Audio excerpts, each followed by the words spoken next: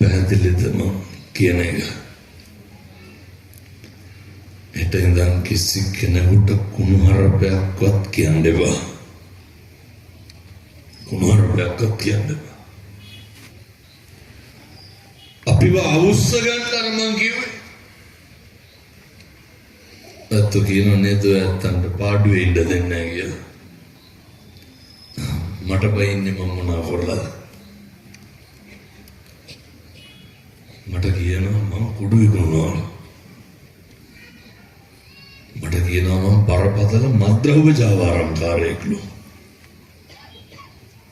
ඔය තව කියනවා පින්නස මම මේ සල්ලි දීලා සෙනඟ ගෙන්නන්න බණහන්න. ඔයත් කී දුන්නද මගේ බණහන්න එන්න කියලා. පොම්ප කරනවලු මට සල්ලි. ඔයත් පොම්ප උනද කියලා. තව කියනවා මම මේ කියන්නේ ඔයත්න්ට මොන ප්‍රශ්නද මට තියෙනවත් එක. මම පල්ලියෙන් වෙවලා තියෙන මහානගරලා. තව කියනවා මම උපතින් කතෝලිකව. අපේ මේ රටේ නැතිව වෙන්නද? එවුන් දන්නේ නැහැ කත්නෝරු සිරි ධම්ම කියන්නේ කණේකද මොනේකද කියලා. තව කියනවා මම පන්සලේ ලොකුවට වෙබ්සයිට් පේජ් හදාගෙන ඉස්සිලාලු ඉන්නේ සල්ලි දීලා. මිනිහා ගණේවට ආවනම් තමයි ඉගෙන ගන්න. කෝල් එකක් ගන්න සිග්නල් නැහැ. ඒ දෙන මොකලානේ මං ඉන්නේ මොන වෙබ්සයිට් දෙපින්නද?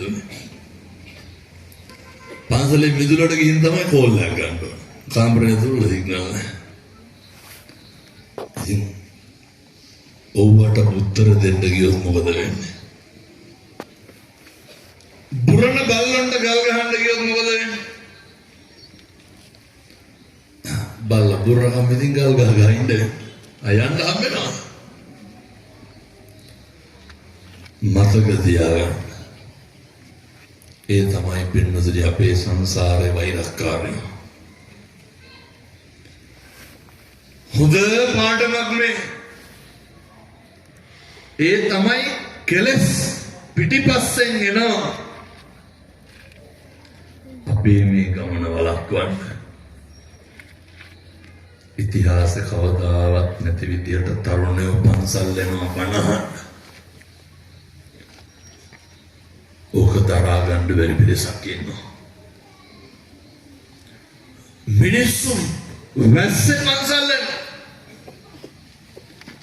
පෞගේ කාලෙම තිබ්බ බණ පින්කම් පෙන්නතුන යන කොටත් දැස්ස එන කොටත් දැස්ස. මේ යන්න කුඩේ ඉහළගෙන ඉන්නවා. කොල්ල තෙමි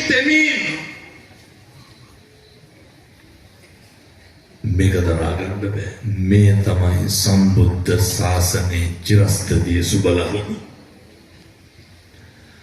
මේ ඇති වෙලා තියෙන බෞද්ධ ප්‍රබෝධය